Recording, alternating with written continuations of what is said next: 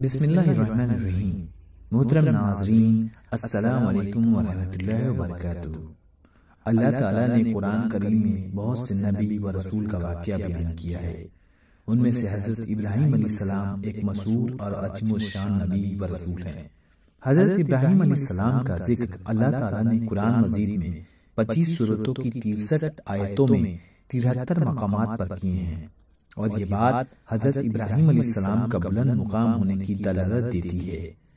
آپ کو خلیل اللہ یعنی کہ اللہ کا دوست کا لقب ملا۔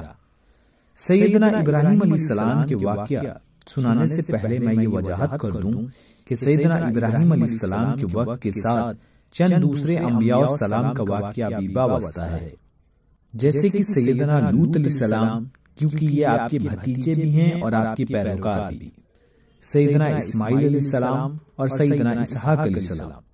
ابراہیم علیہ السلام کا واقعہ بیان کرتے وقت ان حضرات کا ذکر بھی ساتھ ساتھ ضرور آئے گا۔ سیدنا لوط علیہ السلام کا واقعہ میں پہلے ہی اپنی ویڈیو میں بیان کر چکا ہوں۔ صالح علیہ السلام کے بعد اللہ تعالیٰ نے سیدنا ابراہیم علیہ السلام کو رسول بنایا۔ تاریخ اور تورات آپ کے والد کا نام تاریخ بتاتے ہیں، جبکہ اللہ تعالیٰ نے قرآن کریم میں کھول کھول کر آپ کے والد کا نام آزر کہا ہے۔ چنانچہ میں بھی آپ کے والد کا نام آزر ہی کہوں گا۔ آزر مدد کرنے والے کو کہتے ہیں۔ یہ شخص اپنے قبیلے کی افراد کی مدد کیا کرتا تھا۔ ابراہیم علیہ السلام بھی نوح علیہ السلام کی نسل سے ہیں۔ میرے پیارے دوستو، آسمانی کتابوں میں سیدنا ابراہیم علیہ السلام کا ذکر اگر ایک جگہ پر تھوڑی سی ہے تو دوسری جگہ تفصیل سے تذکرہ کیا گیا ہے، اور کچھ جگہوں پر ان کی شان اور خوبی کو سامنے رکھ کر ان کی شخصیت کو نمایا گیا ہے۔ تورات یہ بتاتی ہے کہ حضرت ابراہیم علیہ السلام عراق کے مشہور شہر بابل میں قصبہ ار کے باشندے تھے اور اہل فدان میں سے تھے۔ ان کی قوم بت پرست تھی، جبکہ انجیل میں صاف لکھا ہے کہ ان کے والد نجاری کا پیشہ کرتے اور اپنی قوم کے الگ الگ قبیلوں کے لیے لکڑی کے بت بناتے اور بیچا کرتے تھے۔ مگر حضرت ابراہیم علیہ السلام کو شروع سے ہی حق بصیرت اور رشد کی ہدایت عطا فرمائی گئی تھی۔ وہ صبح اور شام اپنے آنکھ سے دیکھتے تھے کہ میرا باپ ان بتوں کو اپنے ہاتھ سے بناتا رہتا ہے۔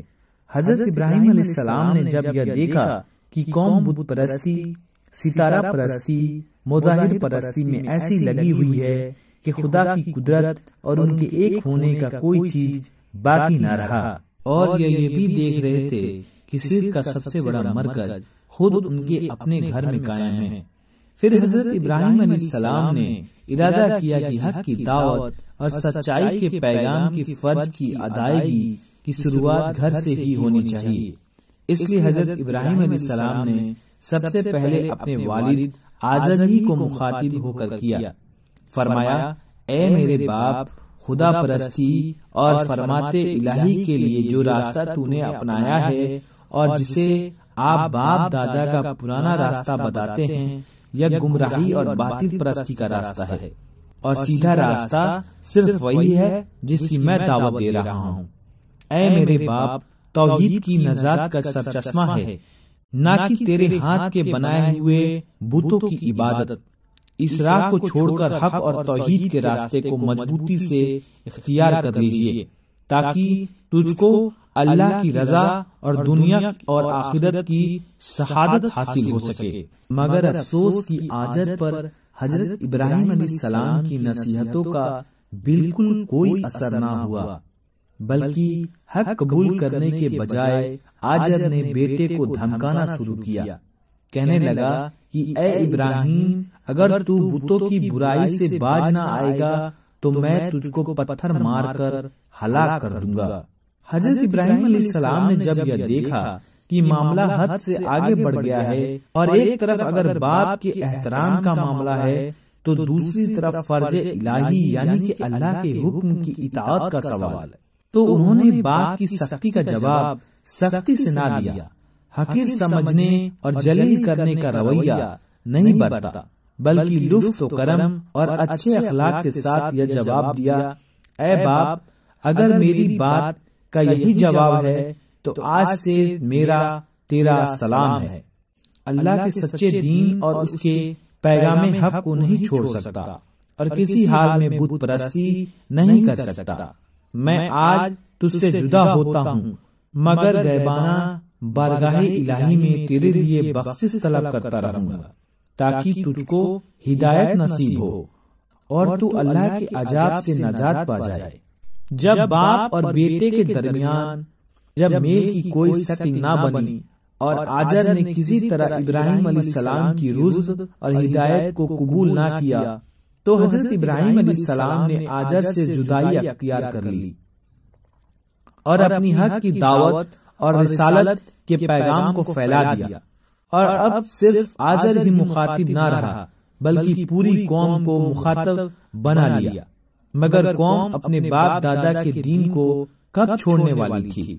اس نے ابراہیم علیہ السلام کی ایک نہ سنی اور حق کی دعوت کے سامنے اپنے باطل معبودوں کی طرح گونگے، اندھے اور بہرے بن گئے۔ اور جب حضرت ابراہیم علیہ السلام نے زیادہ زور دے کر پوچھا، اے قوم، یہ تو بتاؤ کہ جن کی تم عبادت کرتے ہو یہ تمہیں کوئی قسم کا نفع یا نقصان پہنچاتے ہیں؟ کہنے لگے کہ ان باتوں کے جھگڑے میں ہم پڑنا نہیں چاہتے، ہم تو یہ جانتے ہیں کہ ہمارے باپ دادا یہی کرتے چلے آئے ہیں، اس لیے ہم وہی کریں گے۔ تب حضرت ابراہیم علیہ السلام نے ایک خاص انداز سے ایک خدا کی ہستی کی طرف توجہ دلائی اور فرمانے لگے، میں تو تمہارے ان سب بتوں کو اپنا دشمن جانتا ہوں، یعنی میں ان سے بے خوف و خطر ہو کر ان سے جنگ کا اعلان کرتا ہوں کہ اگر یہ میرا کچھ بگاڑ سکتے ہیں تو اپنی حسرت نکال لیں۔ البتہ میں اس ہستی کو اپنا مالک سمجھتا ہوں جو تمام جہانوں کا پروردگار ہے، جس نے مجھ کو پیدا کیا ہے اور سیدھا راستہ دکھایا ہے، جو مجھ کو کھلاتا پلاتا یعنی رزق دیتا ہے، اور جب میں مریض ہو جاتا ہوں تو مجھ کو شفا دیتا ہے، اور میری زندگی اور موت دونوں کا مالک ہے، اور یعنی خطاکاری کے وقت جس سے یہ لالچ کرتا ہوں کہ وہ قیامت کے دن مجھ کو بخش دے، اور میں اس کے حضور میں یہ دعا کرتا ہوں کہ اے پروردگار تو مجھ کو صحیح فیصلے کی طاقت عطا فرما اور مجھ کو اپنے نیک بندوں میں شامل کر، اور مجھ کو زبان کی سچائی عطا کر اور جنت نعیم کی وارثوں میں شامل کر۔ مگر آجر اور آجر کی قوم کے دل کسی طرح حق قبول کرنے کے لیے نرم نہ ہوئی اور ان کا انکار حد سے گزرتا ہی گیا۔ دوستو، حضرت ابراہیم علیہ السلام کی قوم بت پرستی کے ساتھ ساتھ ستارہ پرستی بھی کرتی تھی۔ حضرت ابراہیم علیہ السلام نے ان کو ان کی جھوٹے معبودوں کی حقیقت کھول کر کے حق کے راستے کی طرف دعوت دی، مگر یہ باطل پرست جبکہ اپنے خود کے گڑھے ہوئے بتوں سے اتنے ڈرتے تھے کہ ان کو برا کہنے والوں کے لیے ہر وقت یہ سوچتے تھے کہ ان کے غضب میں آ کر تباہ و برباد ہو جائے گا۔ اس لیے حضرت ابراہیم علیہ السلام نے ان کے دماغ کے مناسب ایک عجیب اور دلچسپ طریقہ بیان و اختیار کیا۔ تاروں بھری رات تھی، ایک ستارہ خوب روشن تھا۔ حضرت ابراہیم علیہ السلام اپنے اس کو دیکھ کر فرمایا، میرا رب یہ ہے۔ اس لیے اگر ستارے کو رب مان سکتے ہیں تو یہ ان میں سب سے ممتاز اور روشن ہے۔ لیکن جب وہ اپنے توسدہ وقت پر نظر سے اوجھل ہو گیا اور اس کو یہ مجال نہ ہوئی کہ ایک گھڑی اور رہنمائی کر سکتا اور کائنات کے نظام سے ہٹ کر اپنی عبادت کرنے والوں کے لیے زیارت گاہ بنا رہتا، تب حضرت ابراہیم علیہ السلام نے فرمایا، میں چھپ جانے والوں کو پسند نہیں کرتا، یعنی جس چیز پر مجھ سے بھی زیادہ تبدیلیوں کا اثر پڑتا ہو وہ میرا معبود نہیں ہو سکتا ہے۔ پھر نگاہ اٹھائی تو دیکھا کہ چاند اب وہ تاب کے ساتھ سامنے موجود ہے۔ اس کو دیکھ کر فرمایا، میرا رب یہ ہے، اس لیے کہ یہ خوب روشن ہے اور اپنی ٹھنڈی روشنی سے ساری دنیا کو نور کا گڑھ بنا دیا ہے، یہی اس کا زیادہ حقدار نظر آتا ہے۔ پھر جب صبح کا وقت ہونے لگا تو چاند کے بھی ہلکے پڑ جانے اور چھپ جانے کا وقت آ پہنچا، اور جتنا ہی سورج کے اگنے کا وقت ہوتا گیا چاند کا جسم دکھنے والوں کی نظروں سے اوجھل ہو گیا۔ تو یہ دیکھ کر حضرت ابراہیم علیہ السلام ایک ایسا جملہ فرمایا جس سے چاند کے رب ہونے کی مناہی کے ساتھ ساتھ ایک اللہ کی ہستی کی طرف قوم کو توجہ اس خاموشی کے پھیر دی اور فرمایا اگر میرا سچا پالن ہار میری رہنمائی نہ کرتا تو میں بھی ضرور گمراہ قوموں میں سے ایک ہوتا۔ اتنا فرمایا اور خاموش ہو گئے۔ تاروں بھری رات ختم ہوئی، چمکتے ستارے اور چاند سب اوجھل ہو گئے، دن نکل آیا اور آفتاب پوری طرح سے چمکنے لگا، یعنی کہ سورج پوری طرح سے چمکنے لگا۔ حضرت ابراہیم علیہ السلام نے اس کو دیکھ کر فرمایا یہ ہے میرا رب، کیونکہ یہ تاروں سے سب سے بڑا ہے، لیکن دن بھر چمکنے اور روشن رہنے کے بعد، پوری دنیا کو روشن کرنے کے بعد مقرر وقت پر نظروں سے اوجھل ہو گیا اور اندھیری رات دھیرے دھیرے سامنے آ گئی، پھر آخر کار وہ نظروں سے غائب ہو گیا۔ تو اب وقت آ پہنچا کہ ابراہیم علیہ السلام اصل حقیقت کا اعلان کر دیں اور قوم کو لاجواب بنا دیں، اور فرمایا اے قوم، میں ان شرک بھرے عقیدوں سے بری ہوں اور شرک کی زندگی سے بیزار۔ بے شک میں نے اپنا رخ صرف اسی ایک اللہ کی اور کر لیا ہے جو آسمانوں اور زمینوں کو پیدا کرنے والا ہے، جو میرا، تمہارا اور پورے جہاں کا مالک ہے۔ جب قوم کے لوگوں کا کوئی بس نہ چلا تو قائل ہونے اور حق کی آواز کو قبول کر لینے کے بجائے حضرت ابراہیم علیہ السلام سے جھگڑنے لگے اور اپنے جھوٹے معبودوں سے ڈرانے لگے۔ حضرت ابراہیم علیہ السلام نے فرمایا کیا تم مجھ سے جھگڑتے اور اپنے بتوں سے مجھ کو ڈراتے ہو؟ حالانکہ اللہ نے مجھ کو صحیح راستہ دکھا دیا ہے اور تمہارے پاس گمراہی کے سوا کچھ نہیں ہے۔ مجھے تمہارے بتوں کی قطعی کوئی پرواہ نہیں، جو کچھ میرا رب چاہے گا وہی ہوگا، تمہارے بت کچھ نہیں کر سکتے۔ بہرحال ان تمام روشن اور کھلی دلیلوں کے بعد بھی جب قوم نے اسلام کی دعوت قبول نہ کی اور بت پرستی اور کواکب پرستی یعنی کہ ستارہ پرستی میں اسی طرح پڑی رہی، تو حضرت ابراہیم علیہ السلام نے ایک دن پوری قوم کے سامنے جنگ کا اعلان کر دیا کہ میں تمہارے بتوں کے بارے میں ایک ایسی چال چلوں گا جو تم کو پست کر کے چھوڑے گی۔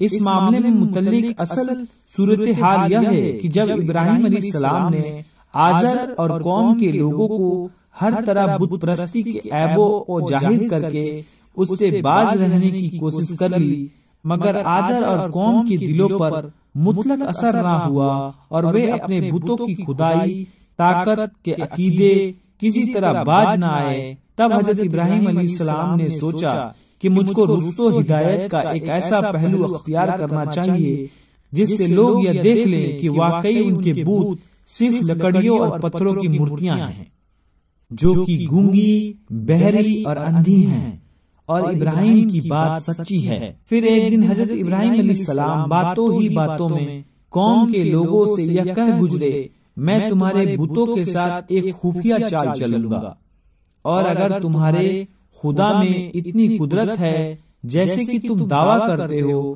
تو میرا چال باطل اور مجھ کو مجبور کر دے گا کہ میں ایسا نہ کر سکوں۔ اتفاق کی بات یہ ہے کہ قریبی کے زمانے میں قوم کا ایک مذہبی میلہ پیش آیا۔ جب سب اس کے لیے چلنے لگے تو کچھ لوگوں نے ابراہیم علیہ السلام سے اصرار کیا کہ وہ بھی ساتھ چلیں۔ حضرت ابراہیم علیہ السلام نے پہلے تو انکار کیا اور پھر ہر طرف سے اصرار بڑھنے لگا تو پھر ستاروں کی طرف نگاہ اٹھائی اور فرمانے لگے میں آج بیمار سا ہوں۔ پھر بنا تفصیل جانے وہ لوگ ابراہیم علیہ السلام کو چھوڑ کر میلہ چلے گئے۔ تو حضرت ابراہیم علیہ السلام نے سوچا کہ وقت آ گیا ہے کہ اپنے عمل کے نظام کو پورا کروں اور آنکھوں سے دکھا کر سب پر واضح کر دوں کہ ان کے خداؤں کی حقیقت کیا ہے۔ وہ اٹھے اور سب سے بڑے خدا کے ہیکل میں پہنچے۔ دیکھا تو وہاں مورتیوں کے سامنے قسم قسم کے حلوے، پھلوں، میووں اور مٹھائیوں کے چڑھاوے رکھے تھے۔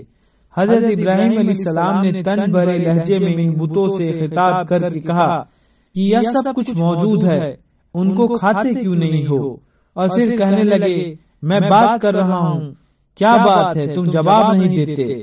تمہیں کیا ہو گیا ہے؟ اور پھر ان سب کو پوری قوت کے ساتھ توڑ ڈالا اور سب سے بڑے بت کے کندھے پر کلہڑا رکھ کر واپس چلے گئے۔ جب لوگ میلے سے واپس آئے تو ہیکل پہنچے اور وہ دیکھے بتوں کا حال تو وہ بہت بگڑے اور ایک دوسرے سے پوچھنے لگے کہ یہ کیا ہوا اور یہ کس نے کیا ہے؟ ایک شخص نے فوراً کہا، یہ اس آدمی کا کام ہے جس کا نام ابراہیم ہے، وہی ہمارے خداؤں کا دشمن ہے۔ کاہنوں اور سرداروں نے یہ سنا تو غم و غصے سے لال ہو گئے اور کہنے لگے، اس کو مجمع میں سامنے پکڑ کر لاؤ تاکہ سب دیکھے کہ مجرم آدمی کون ہے۔ حضرت ابراہیم علیہ السلام کو سامنے لائے گئے تو بڑے روب و داب سے انہوں نے پوچھا، کیوں ابراہیم، تو نے ہمارے خداؤں کے ساتھ یہ سب کیا کیا ہے؟ سورۃ الانبیاء میں اللہ تعالیٰ فرماتا ہے، ابراہیم نے کہا، بلکہ ان میں سے اس بڑے بت نے کیا ہے، اگر یہ بولتا ہو تو اس سے معلوم کر لو۔ تب شرم سے سر جھکا کر کہنے لگے، ابراہیم تو خوب جانتا ہے کہ یہ مورتیاں بولنے کی طاقت نہیں رکھتی، یہ تو بے جان ہے۔ اس طرح حضرت ابراہیم علیہ السلام کی حجت اور دلیل کامیاب ہو گئی، اور پھر سیدنا حضرت ابراہیم علیہ السلام نے اپنے قوم کے لوگوں کو نصیحت بھی دی اور ملامت بھی کیا، اور جب یہ بت نفع نہ پہنچا سکتے ہیں نہ نقصان پہنچا سکتے ہیں تو یہ پھر خدا اور معبود کیسے ہو سکتے ہیں؟ افسوس تم اتنا بھی نہیں سمجھتے یا عقل سے کام نہیں لیتے۔ فرمانے لگے، کیا تم اللہ تعالیٰ کو چھوڑ کر ان چیزوں کی عبادت کرتے ہو جو تم کو نہ کچھ نفع پہنچا سکتا ہے نہ نقصان؟ تو تم پر افسوس ہے اور تمہارے ان جھوٹوں معبودوں پر بھی جن کو تم اللہ کے سوا عبادت کرتے ہو۔ کیا تم عقل سے کام نہیں لیتے؟ وہ سب ہلہ کر کے حضرت ابراہیم علیہ السلام کے گرد جمع ہو گئے۔ ابراہیم علیہ السلام نے کہا کہ جن بتوں کو ہاتھ سے گڑتے ہو انہی کا عبادت کرتے ہو، اور اصل یہ ہے کہ اللہ تعالیٰ ہی نے تم کو پیدا کیا ہے۔ حضرت ابراہیم علیہ السلام کے اس نصیحت کا اثر یہ ہونا چاہیے تھا کہ تمام قوم اپنے باطل عقیدے کو توبہ کر کے صحیح دین کا اختیار کر لیتی اور ٹیڑھا راستہ چھوڑ کر سیدھے راستے پر چل پڑتی، پر اس کے خلاف ان سب نے ابراہیم علیہ السلام کی عداوت اور دشمنی کا نعرہ بلند کر دیا اور ایک دوسرے سے کہنے لگے کہ اگر ہمارے خداؤں کی خوشنودی چاہتے ہو تو اس کو اس گستاخی پر سخت سزا دو اور دہتی آگ میں جلا ڈالو تاکہ اس کی تبلیغ و دعوت کا قصہ ختم ہو جائے۔ ابھی یہ مشورے ہو ہی رہے تھے کہ تھوڑا تھوڑا کر کے یہ بات وقت کے بادشاہ تک پہنچ گئی۔ اس زمانے میں عراق کے بادشاہ کا لقب نمرود ہوتا تھا، اور یہ عوام کے صرف بادشاہ ہی نہیں ہوتے تھے بلکہ خود کو اس کا رب اور مالک مانتے تھے، اور عوام بھی دوسرے معبودوں کی طرح اس کو اپنا خدا اور معبود مانتی اور اسی طرح اس کی عبادت کرتی تھی جس طرح اور معبودوں کی، بلکہ اس سے بھی پاس وہ ادب و احترام کے ساتھ آتی تھی، اس لیے کہ وہ عقل و شعور والا ہوتا تھا اور تاج و تخت کا مالک بھی۔ نمرود کو جب یہ معلوم ہوا تو آپ سے باہر ہو گیا اور سوچنے لگا کہ اس آدمی کی پیغمبرانہ دعوت اور تبلیغ سے سرگرمیاں اگر اسی طرح جاری رہی تو میرے مالک ہونے، میرے بادشاہ ہونے، میرے رب ہونے کا سب عوام کو دور کر دے گا۔ اس طرح باپ دادا کے مذہب کے ساتھ ساتھ میری حکومت بھی گر جائے گی، اس لیے اس قصے کو یہیں پہ ختم کر دینا چاہیے۔ یہ سوچ کر اس نے حکم دیا کہ ابراہیم کو ہمارے دربار میں حاضر کرو۔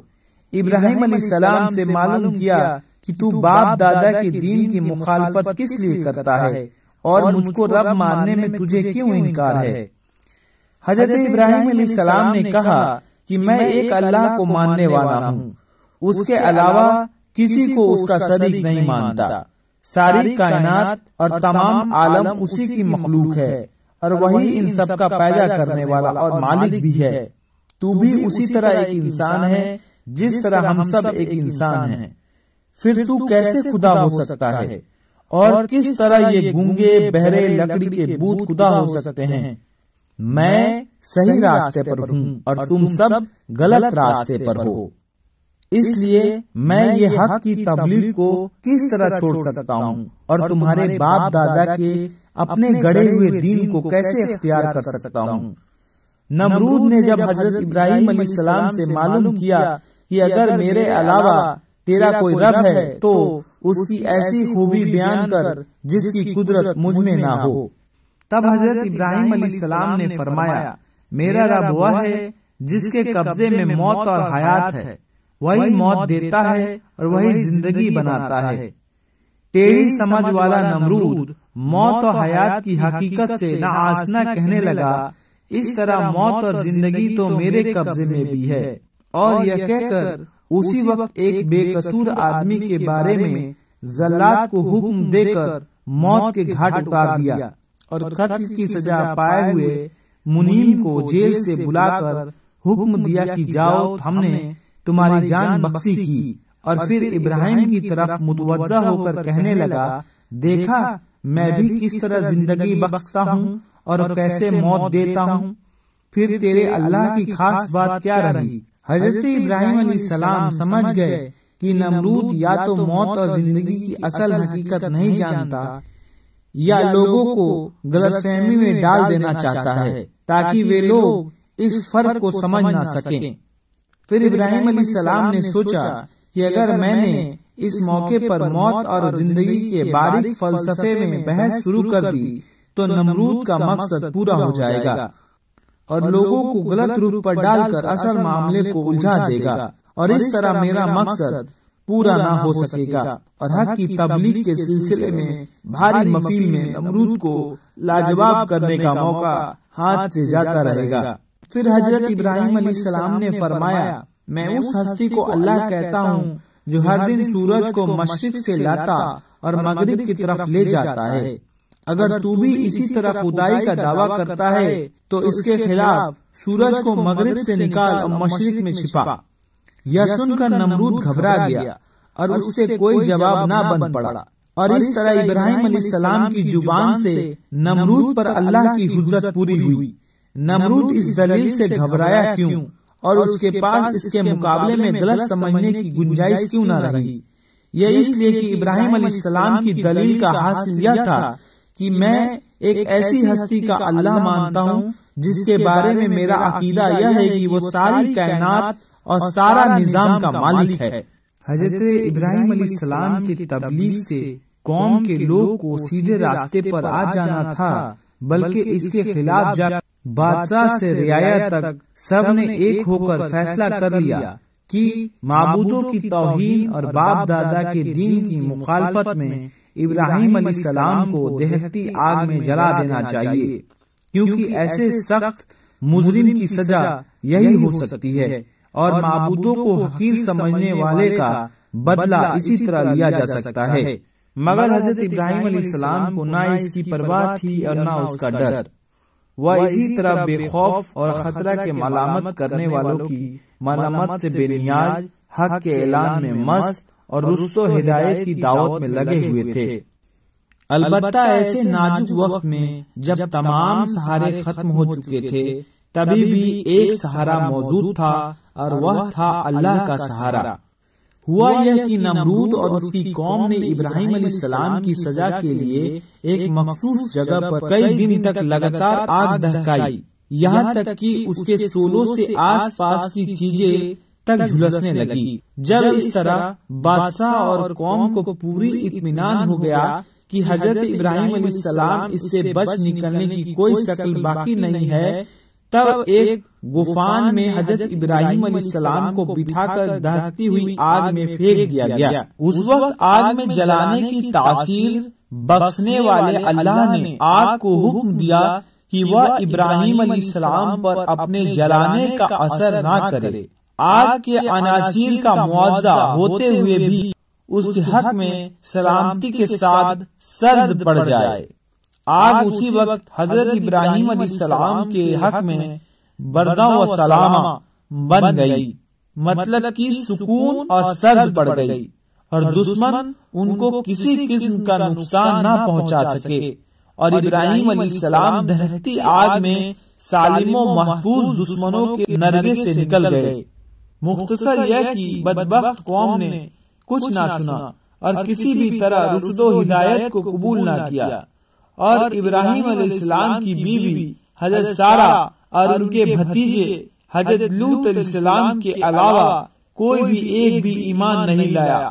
تمام قوم نے حضرت ابراہیم علیہ السلام کو جلا دینے کا فیصلہ کر لیا اور دہکتی آگ میں ڈال دیا، لیکن اللہ تعالیٰ نے دشمنوں کے ارادوں کو ذلیل اور رسوا کر کے حضرت ابراہیم علیہ السلام کے حق میں آگ کو بردو و سلامہ بنا دیا۔ تو اب حضرت ابراہیم علیہ السلام نے ارادہ کیا کہ وہ کسی دوسری جگہ پر پیغام الہی سنائیں اور حق کی دعوت پہنچائیں، اور یہ سوچ کر فیدان سے ہجرت کا ارادہ کر لیا۔ اور حضرت ابراہیم علیہ السلام نے کہا، میں جانے والا ہوں اپنے پروردگار کی طرف، قریب ہی میں وہ میری رہنمائی کرے گا۔ بہرحال حضرت ابراہیم علیہ السلام اپنے باپ آزر اور قوم سے جدا ہو کر فرات کے پچھمی کنارے کے قریب ایک بستی میں چلے گئے جو آج کلیادنین کے نام سے مشہور ہے۔ یہاں کچھ دنوں قیام کیا اور حضرت لوط علیہ السلام اور حضرت سارہ دونوں سفر میں ساتھ رہے۔ کچھ دنوں کے بعد یہاں سے ہاران کی اور چلے گئے اور وہاں دین اسلام کی تبلیغ شروع کر دی، مگر اس مدت میں برابر اپنے باپ آزر کے لیے برگاہ الہی میں استغفار کرتے اور اس کی ہدایت کے لیے دعا مانگتے رہے، اور یہ کچھ اس لیے کیا کہ وہ نہایت دل کے نرم اور رحیم تھے۔ اس لیے آزر کی اور سے ہر قسم کی عداوت کے مظاہروں کے باوجود انہوں نے آزر سے یہ وعدہ کیا تھا کہ اگرچہ میں تجھ سے جدا ہو رہا ہوں اور افسوس کہ تو نے اللہ کی رشد و ہدایت پر توجہ نہ کی، پھر بھی میں برابر تیرے حق میں اللہ کی مغفرت کی دعا کرتا رہوں گا۔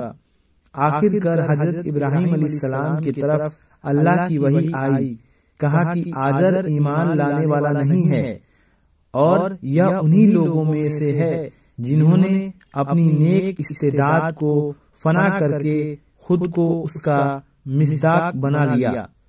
آزر ایمان لانے والا نہیں ہے، اور یہ انہی لوگوں میں سے ہے جنہوں نے اپنی نیک استعداد کو فنا کر کے خود کو اس کا مصداق بنا لیا۔ اللہ نے مہر لگا دی ان کے دلوں پر اور ان کے کانوں پر اور ان کی آنکھوں پر پردہ ہے۔ حضرت ابراہیم علیہ السلام کو جب یہ معلوم ہو گیا تو اپنے آزر سے اپنے الگ ہونے کا صاف اعلان کر دیا۔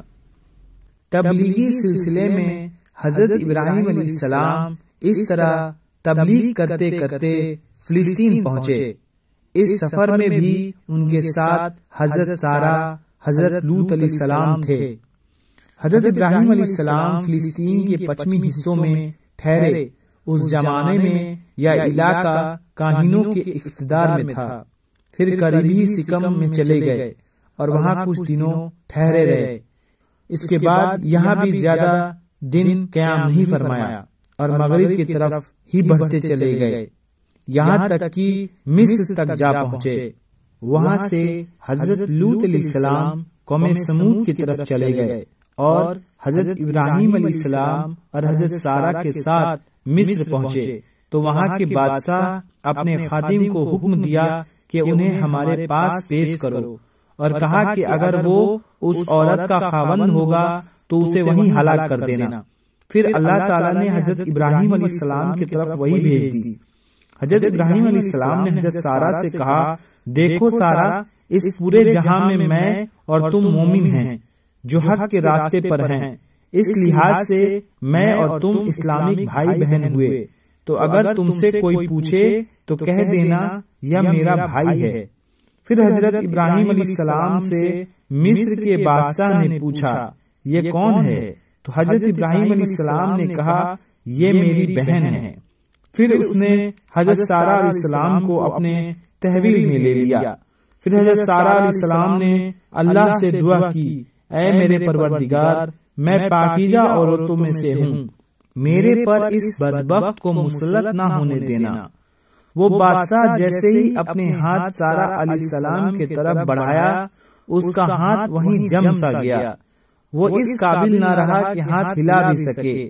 پھر حضرت سارہ علیہ السلام نے دعا کی، اے میرے پروردگار، اس کو ٹھیک کر دے ورنہ لوگ کہیں گے میں ہی اس کا قاتل ہوں۔